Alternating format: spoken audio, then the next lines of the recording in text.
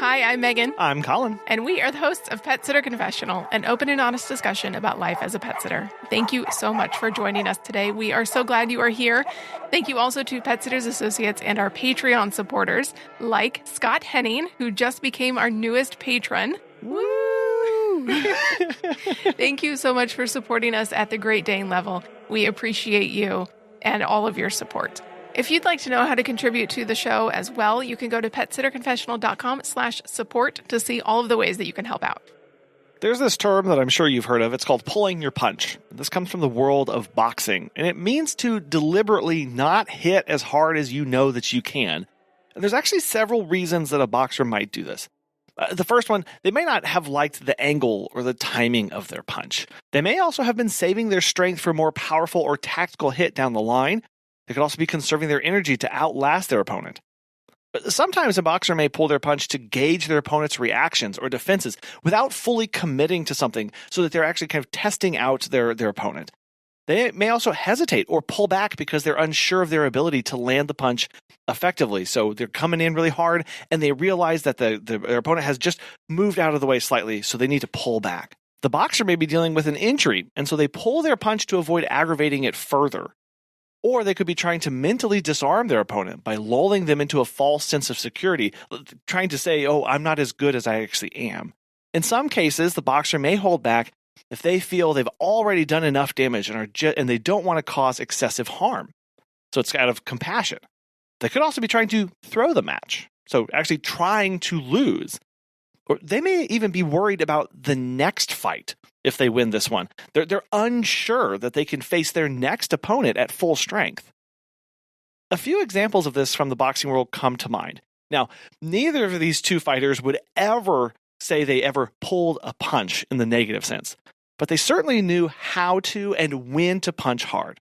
And a great example of this is Muhammad Ali. Ali was known for his tactical approach to boxing, particularly with his famous rope-a-dope strategy in his fighting against George Foreman. He would often hold back his punches to conserve energy and allowed his opponent to tire themselves out. So while he wasn't exactly pulling his punches here again, his approach did involve pacing and using strategy over sheer brute force. And then there's Floyd Mayweather Jr., who often gets criticized for his defensive style, which involved landing enough punches to win rounds, but he avoided risky, powerful strikes so he could preserve himself. He prioritized maintaining his undefeated record over delivering powerful knockout blows, often opting to pull back from full-force hits to protect himself. And while I don't know much about boxing, other than what you just said, we do this in business all the time. We pull our punches. Maybe instead of launching an aggressive marketing campaign to attract as many clients as possible, you may choose to hold back, focusing on gradual growth instead, which ensures your current employees can handle the workload. It can also prevent overwhelming your employees and yourself and help maintain that quality of service that our clients have come to expect. There are so many ways to market your business that you can get into tens of thousands or hundreds of thousands of eyeballs and ears, but that's just going to be too fast. And so instead of blanketing the airwaves or sending out 10,000 direct flyers to a particular neighborhood, focus on those slow, that 5 rule, where you have a client in a neighborhood, you get the person on either side of them and the 3 across the street, meaning that you are tactfully and strategically growing your business in places where you are already operating, which helps you in your operations as well. Because it is true, if 100,000 eyeballs are seen on your stuff every week, you can't take on that load even if 1% of them contact you.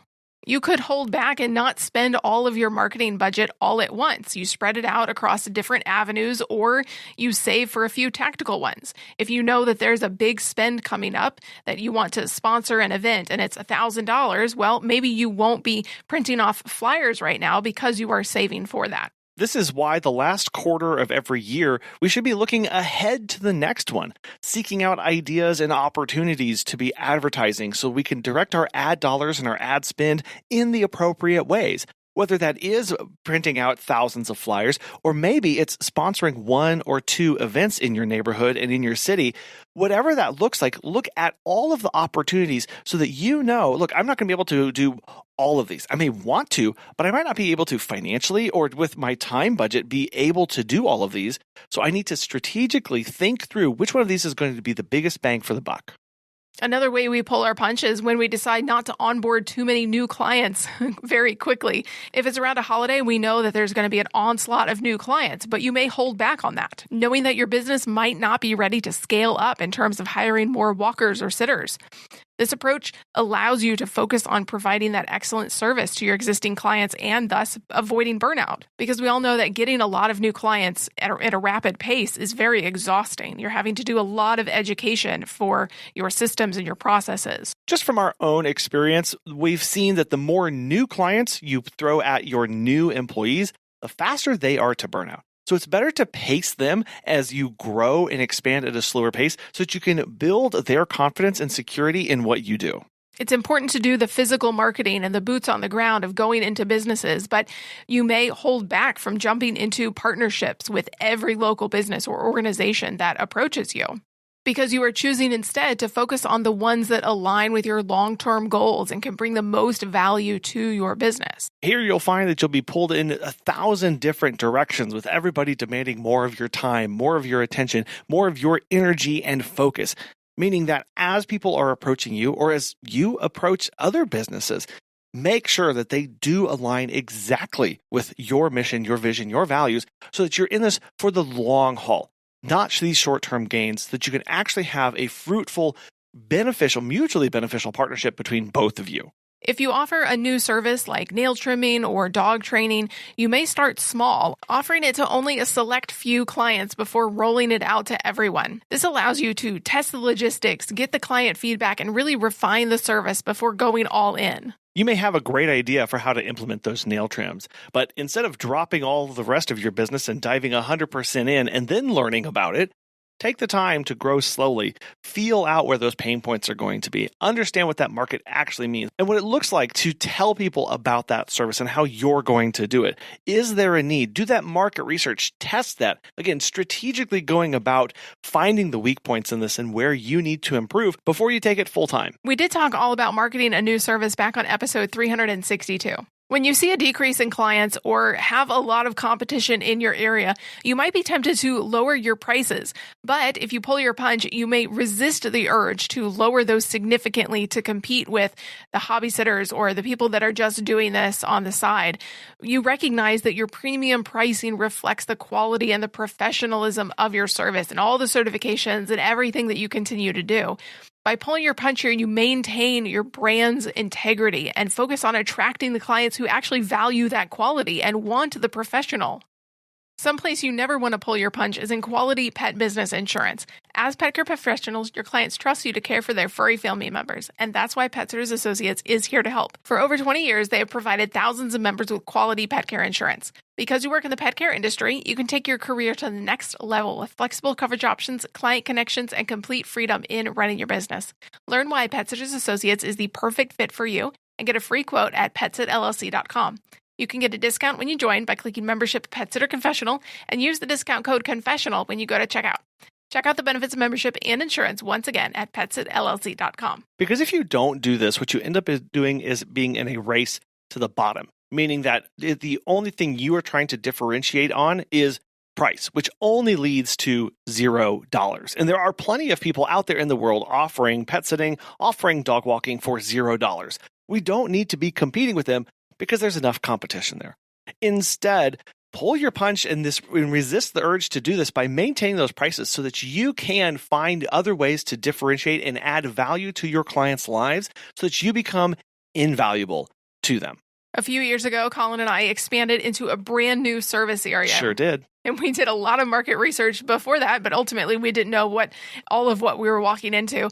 But you may choose to pull back instead of expanding into a new area. Focus on solidifying your reputation in your current area, making sure that your brand is on point, that people understand what you do, that you've done the education so that clients know how professional you are. This will allow you for more sustainable growth and ensure that your business doesn't become overextended.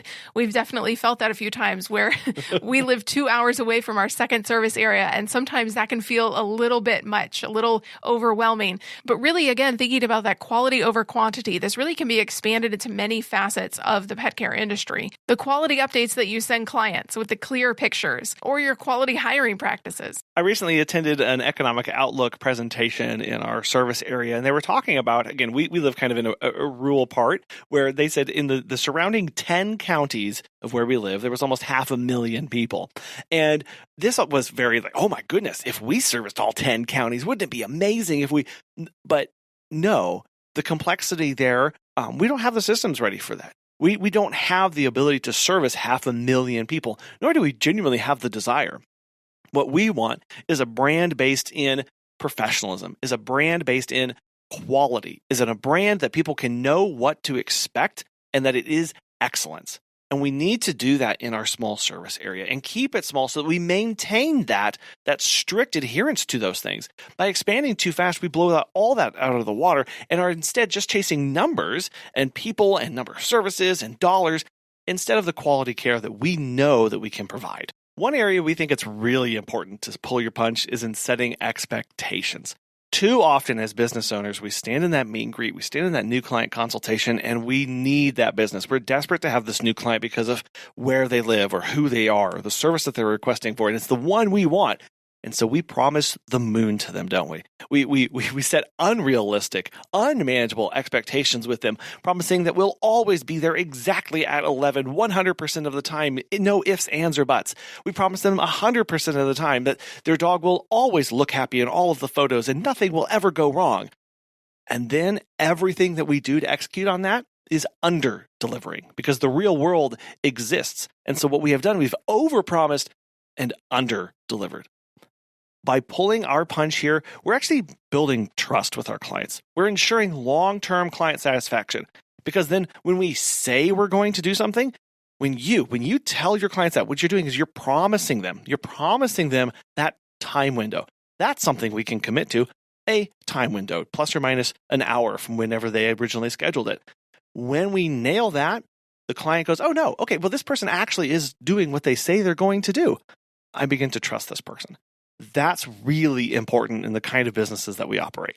It can be tempting to overpromise. It can also be tempting to underpromise and overdeliver. But you really need to set the realistic expectations of your policies, what's going to happen, and realize and let them know that things are going to happen. There may be a storm one day and you're going to have to move the walk. But when you tell them exactly how it's going to be, you can manage those expectations and they know in general what's going to happen. You may also hold back in your business because you are afraid. There are so many fears as a business owner out there. We talked about most of them on episode 358. We pull our punch when we're afraid because of many different reasons. Maybe we fear the work that will result from our success. Yeah, you win one time. Well, there's just going to make more work for me. So my marketing campaign was successful. Now I've got to hire more people to accommodate that. Or maybe now I need to learn about technology so I can get a better scheduling system in place for this. We sometimes can go, well, I know this may work, but or if I'm afraid that it's going to work because if it does work, I just have more work to do. Yeah, or we don't want the outcome of that success. We have to find new goals or new purposes, or we've checked that one off. Okay, what's the next step? And maybe we don't have that one yet, so we fear of trying to come up with something else, a new goal, or we fear we end up running a business that we're not emotionally ready for. If you have employees, you are then the manager of them and all of their junk that they come into the business with. Or maybe you're working on changing into a different kind of service. And you yourself haven't let go of the fact that you're not going to be able to provide the service that you provided for the past 15 or 20 years. But you're trying to grow and you're trying to adapt to new client demands. But that means marketing in a different way and offering new services. But you aren't as passionate about those services, but you have to do them in order to survive as a business. So when we have these fears, we don't try as hard. We don't put in as much effort because we don't want to actually succeed. We don't actually want to do more work. We just want to kind of sit in where we are and be stagnant and not move forward. But just as in boxing, pulling your punch can be a strategic move to set you up for a better opportunity next time. It's important to face the challenges head on and to adapt to client expectations and industry trends and to be adaptable and moldable. Not saying that we have to go with every whim that other people tell us, because we can choose to operate how we want. But it's about knowing ourselves and knowing our businesses enough to know when to push and pull. Right, because you may not push as hard because you yourself are injured. I mean, just like with our boxing example, they don't punch as hard because they're nursing an injury. You may be going through a lot of stuff in your personal life. You may be struggling with your mental health, with your emotional well-being, where you can't push as hard or punch as hard in marketing your business or getting out there and networking. And that's okay. We do what we can to get by and sustain. We're in this for the long haul. We're not trying to do a one knockout punch in our business. That's not how any of this works. We are trying to sustain, to outlast, to test, to be strategic about everything that we do while protecting ourselves. When we're injured, we can't punch as hard, and that's okay. We need to take that time to rest and recover, but the business does need to operate. So we still need to do a little bit of things, but just enough to push through. And it's all about understanding, as Megan said, yourself. What are your goals? What are your objectives? How do you want to operate? And really, how are you able to operate currently? When you're able to punch hard, punch hard. When you're not, that's okay. We'll try again tomorrow. Go with those ebbs and flows. Listen to your body, listen to yourself so that you are operating in a place where you are most comfortable, where you can excel in everything that you do. Yeah, because that's most likely when you're going to succeed, is when you are in alignment with your business. We would love to hear your perspective on this. If you agree with us, or even if you don't, you can email us at petsitterconfessional@gmail.com, or you can give us a phone call and leave us a voicemail at 636-364-8260. We appreciate you listening and taking your most valuable asset, your time, today. We hope this has been helpful to you. We would also like to thank Pet Sitters Associates for sponsoring today's episode, and we will talk with you next time. Bye.